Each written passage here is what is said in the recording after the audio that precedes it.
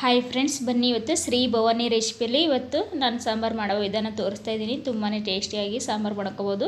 ಇಡ್ಲಿ ಜೊತೆ ಯಾವ ರೀತಿ ಮಾಡ್ಕೋದಂತ ತೋರಿಸ್ತಾ ಇದ್ದೀನಿ ಫ್ರೆಂಡ್ಸ್. ನೀವು ಇಡ್ಲಿ ಅನ್ನದ ಜೊತೆನೂ ಹಾಕೊಂಡು ತಿನ್ಬೋದು. ಸೂಪರಾಗಿರುತ್ತೆ ಸಾಂಬಾರು.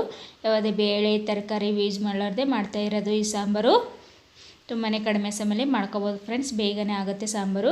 ನಮ್ಮ ಚಾನಲ್ನು ಸಬ್ಸ್ಕ್ರೈಬ್ ಆಗಿಲ್ಲ ಅಂದರೆ ಸಬ್ಸ್ಕ್ರೈಬ್ ಆಗಿ, ಪಕ್ಕದಲ್ಲಿರೋ ಬೆಲ್ ಬಟನ್ ಕೂಡ ಕ್ಲಿಕ್ ಆಗಿ ಒಂದು ಲೈಕ್ ಮಾಡಿ ಫ್ರೆಂಡ್ಸ್. ಇವಾಗ ಅದಕ್ಕೆ ಕುಕ್ಕರ್ ಇಟ್ಕೊಂಡ್ಬಿಟ್ಟು ಕುಕ್ಕರಲ್ಲಿ ಒಂದು 4 ಟೊಮೆಟೊನ ತೊಗೊಂಡಿನಿ. ಉದ್ದುದ್ದೇ ಕಟ್ ಮಾಡಿಬಿಟ್ಟು ಸೇರಿಸ್ತಾಯಿದ್ದೀನಿ.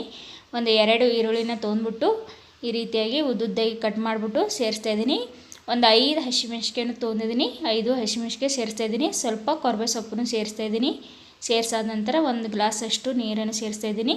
1 ಸ್ಪೂನ್ ಅಚ್ಕಾರ ಪುಡಿ, 1 ಸ್ಪೂನ್ ಸಾಂಬಾರು ಪೌಡ್ರು, ನಿಮ್ಮ ಮನೇಲಿ ಯಾವುದು ಯೂಸ್ ಮಾಡ್ತೀರಿ ಆ ಸಾಂಬಾರು ಪೌಡ್ರನ್ನ ಸೇರಿಸ್ತಾಯಿದ್ದೀನಿ. 1 ಧನಿಯಾ ಪೌಡ್ರು, 1 ಚಿಟಿಕೆ ಅರಿಶಿಣ, ರುಚಿ ತಕ್ಕಟ್ಟು ಉಪ್ಪು, ಸ್ವಲ್ಪ ಉಪ್ಪು ಸೇರಿಸಾದ ನಂತರ ನೋಡಿ ಇವಾಗ ಕುಕ್ಕರ್ ಮುಚ್ಚಳನ ಮುಚ್ಚಿಡ್ತಾಯಿದ್ದೀನಿ. ಒಂದು 2 ವಿಜಲ್ ಹೊಡೆಸಿದ್ರೆ ಸಾಕು. ತುಂಬಾ ಸಾಫ್ಟಾಗಿ ಬೆಂದಿರ್ತದೆ. ಇವಾಗ 2 ವಿಜಲ್ ಆದ ನಂತರ ತೋರಿಸ್ತಾ ಇದ್ದೀನಿ ತೆಗೆದುಬಿಟ್ಟು. ನೋಡ್ಬೋದು ಫ್ರೆಂಡ್ಸ್ ಯಾವ ರೀತಿಯಾಗಿ ಸಾಫ್ಟಾಗಿ ಬೆಂದಿದೆ. ಇದು ಟೊಮೆಟೊನ ತುಂಬಾ ಸಾಫ್ಟಾಗಿದೆ. ಈ ರೀತಿಯಾಗಿ ಸಾಫ್ಟ್ ಆದ ನಂತರ ಇದು ಫುಲ್ ತಣ್ಣಗಾಗಕ್ಕೆ ಬಿಡಬೇಕು. ಇದು ನೀರನ್ನು ಸಪ್ರೇಟ್ ಎತ್ತಿಟ್ಕೋಬೇಕು.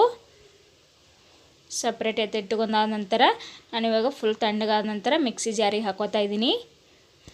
ನೋಡಿ ಈ ರೀತಿಯಾಗಿ ಮಿಕ್ಸಿ ಜಾರಿಗೆ ಹಾಕೊಂಡಾದ ನಂತರ ತುಂಬಾ ನುಣ್ಣಗೆ ಪೇಸ್ಟ್ ಮಾಡ್ಕೊಂಬರ್ಬೇಕು ನಾವು.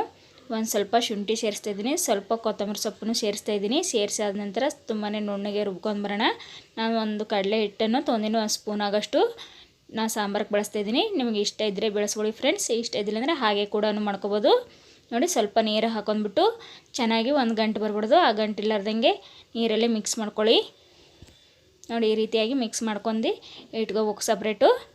ಎತ್ತಿಟ್ಕೊಂಡಾಗಿದೆ. ಇವಾಗ ನೋಡಿ ಟೊಮೆಟೊನ ಯಾವ ರೀತಿಯಾಗಿ ನುಣ್ಣಗೆ ರುಬ್ಕೊಂಬಂದಿದ್ದೋ ಈ ರೀತಿಯಾಗಿ ಪೇಸ್ಟು ನುಣ್ಣಗಾಗಿರ್ಬೇಕು. ನಮ್ಗೆ ಆದಷ್ಟು ನುಣ್ಣಗಿದ್ದಟ್ಟು ತುಂಬಾ ಟೇಸ್ಟಿಯಾಗಿ ಸಾಂಬಾರು ರೆಡಿಯಾಗುತ್ತೆ. ನೋಡ್ಕೋಬೋದು ಫ್ರೆಂಡ್ಸ್. ಈ ರೀತಿ ಇದ್ದರೆ ಸಾಕು. ಇವಾಗ ಅದೇ ಕುಕ್ಕರ್ನ ಇಟ್ಕೊಂಡ್ಬಿಟ್ಟು ಒಂದು 2 ಸ್ಪೂನ್ ಆಗೋಷ್ಟು ಎಣ್ಣೆನ ಬಳಸ್ತಾಯಿದ್ದೀನಿ. ನೋಡಿ ಎಣ್ಣೆ ಬಿಸಿ ಆದ್ಬೇಕಾ ಸಾಸಿವೆನೂ ಸ್ವಲ್ಪ ಜೀರಿಗೆನೂ ಸೇರಿಸ್ತಾಯಿದ್ದೀನಿ. ಸ್ವಲ್ಪ ಕೊತ್ತಂಬರಿ ಸೊಪ್ಪು, ಕೊತ್ತಂಬರಿ ಸೊಪ್ಪನ್ನು ಸೇರಿಸ್ತಾಯಿದ್ದೀನಿ ಒಗ್ಗರಣೆಗೆ. ಒಂದು ಚಿಕ್ಕದಾಗಿ ಈರುಳ್ಳಿನ ಕಟ್ ಮಾಡ್ಕೊಂಡಿದ್ದೀನಿ, ಸಣ್ಣದಾಗೆ ಕಟ್ ಮಾಡಿಬಿಟ್ಟು ಸೇರಿಸ್ತಿದ್ದೀನಿ. ಚೆನ್ನಾಗಿ ಫ್ರೈ ಮಾಡ್ಕೊತಾ ಬನ್ನಿ. ಈರುಳ್ಳಿನ ಸಾಫ್ಟ್ ಆಗಬೇಕು, ಅಲ್ಲಿವರೆಗೂ ಫ್ರೈ ಮಾಡ್ಕೊತಾ ಬರ್ರಿ. ನೋಡಿ ಇಷ್ಟ ಆದ್ಬೇಕು. ಒಂದೇ ಒಂದು ಮೆಣಸಿಕಾಯಿನ ತುಂಡು ಮಾಡಿ ಹಾಕ್ತಾಯಿದ್ದೀನಿ ಈ ರೀತಿಯಾಗಿ ಒಗ್ಗರಣೆಗೆ. ಇಷ್ಟ ಆದರೆ ಸಾಕು. ತುಂಬಾ ಸಾಫ್ಟಾಗಿ ಈರುಳ್ಳಿ ಆಗಬೇಕು, ಅಲ್ಲಿವರೆಗೂ ಫ್ರೈ ಮಾಡಾದ ನಂತರ ಇವಾಗ ನಾನು ಮಿಕ್ಸಿ ಜಾರಿಗೆ ಏನು ರುಬ್ಕೊಂಡಿದ್ದಲ್ಲ ಮಸಾಲೆನ, ಆ ಮಸಾಲೆನೂ ಸೇರಿಸ್ತಾಯಿದ್ದೀನಿ. ಸೇರಿಸಾದ ನಂತರ ಚೆನ್ನಾಗಿ ಒಂದು 5 ನಿಮಿಷ ನಾವು ಎಣ್ಣೆಲಿ ಫ್ರೈ ಮಾಡ್ಕೋಬೇಕು. ನೋಡಿ ಈ ರೀತಿಯಾಗಿ ಒಂದು 5 ನಿಮಿಷ ಎಣ್ಣೆಲಿ ಫ್ರೈ ಮಾಡ್ಕೊಂಡ್ರೆ ಸಾಕು. ಚೆನ್ನಾಗಿ ನಮಗೆ ಬೆಂದಿರ್ತದೆ ಮಸಾಲೆನ. ತುಂಬಾ ಈಸಿಯಾಗಿ ನಾವು ಮಾಡ್ಕೋಬೋದು. ಇಡ್ಲಿ ಜೊತೆಲಿ ಸಾಂಬಾರು ಸೂಪರಾಗಿರುತ್ತೆ. ನೋಡಿ ಈ ರೀತಿ ಬೇಯಕ್ಕೆ ಬಂದಾಗ ಇವಾಗ ನಾನು ನೀರೇನು ಬಸ್ತಿಟ್ಟಿದ್ದಲ್ಲ ಆ ನೀರನ್ನು ಕೂಡ ಸೇರಿಸ್ತಾಯಿದ್ದೀನಿ. 1 ಗ್ಲಾಸ್ ನೀರನ್ನು ಸೇರಿಸ್ತಾಯಿದ್ದೀನಿ. ಸಪ್ರೇಟ್ ಎತ್ತಿಟ್ಟಿದ್ದಲ್ಲ ಅದನ್ನು ಸೇರಿಸಾಗಿದೆ. ನಮಗಿನ್ನ ಎಷ್ಟು ತೆಳಗೆ ಬೇಕಾಗುತ್ತೆ ನೋಡ್ಕೊಂಡ್ಬಿಟ್ಟು ನೀರನ್ನು ಸೇರಿಸ್ಕೋಬೋದು. ನೋಡಿ ತುಂಬಾ ಗಟ್ಟಿ ಅನಿಸುತ್ತೆ. ನಮಗೆ ಬೆಂದಾದ್ಬೇಕು ಇನ್ನೂ ಗಟ್ಟಿ ಬರುತ್ತೆ ಸಾಂಬಾರು. ಇನ್ನೊಂದು ಗ್ಲಾಸ್ ಅಷ್ಟು ನೀರನ್ನು ಸೇರಿಸ್ತಾಯಿದ್ದೀನಿ ನಾನು.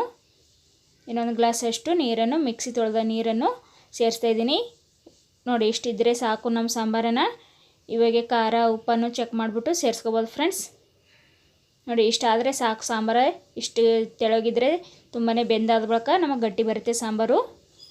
ನೋಡಿ ಈ ವಿಧಾನದಲ್ಲಿ ಇದ್ದರೆ ಸಾಕು ಫ್ರೆಂಡ್ಸ್.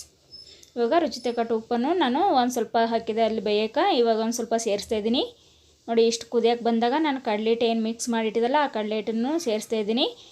ಚೆನ್ನಾಗಿ ಮಿಕ್ಸ್ ಮಾಡ್ಕೋಬೇಕು. ಗಂಟಾಗುತ್ತೆ ಕಡಲೆ ಹಿಟ್ಟು ಹಾಕೊಂಡಾದ ನಂತರ. ನೋಡಿ ಈ ರೀತಿಯಾಗಿ ಒಂದು 5 ನಿಮಿಷ ಚೆನ್ನಾಗಿ ಮಿಕ್ಸ್ ಮಾಡಾದ ನಂತರ ನೋಡಿ ಫ್ರೆಂಡ್ಸ್ ಈ ರೀತಿಯಾಗಿ ತೆಳಗೆ ಸಾಂಬಾರು ರೆಡಿಯಾಗಿದೆ. ನಮಗೆ ಬೆಂದಾದ್ವಾಗ ಇನ್ನೂ ಕೂಡ ಗಟ್ಟಿಯಾಗುತ್ತೆ ಸಾಂಬಾರು. ಮೇಲೆಗಡೆ ನಾನು ಮುಚ್ಚಳ ಮುಚ್ಚಿಬಿಟ್ಟು ಇಡ್ತಾಯಿದ್ದೀನಿ.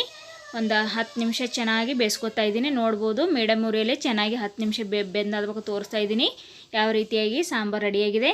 ಸೂಪರಾಗಿ ಇಡ್ಲಿ ಜೊತೆ ಅಲ್ಲೇ ಹಾಕೊಂಡು ತಿಂತಾ ಇದ್ದರೆ ತುಂಬಾ ಟೇಸ್ಟಿಯಾಗಿರುತ್ತೆ.